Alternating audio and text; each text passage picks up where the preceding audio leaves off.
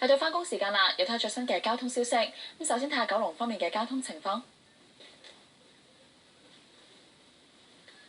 行到船街南行線近富榮花園過海，用紅隧係交通繁忙，要18分鐘；而行西隧就暫時行車暢順，要6分鐘。咁跟住轉睇下港島方面嘅交通情況。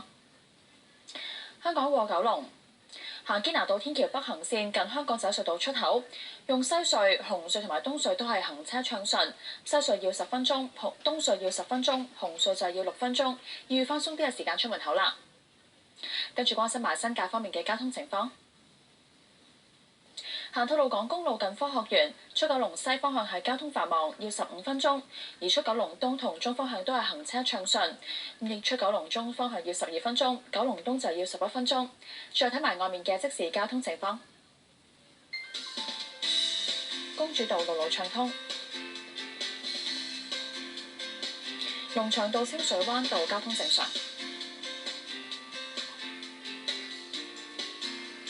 海底隧道九龍入口有車龍，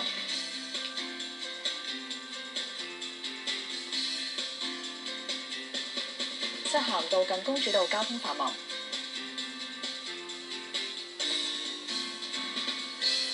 窩打老道歌和老街暢通無阻，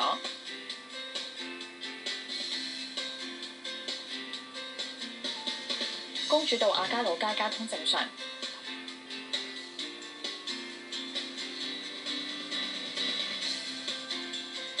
龍翔道清水灣道大致暢順。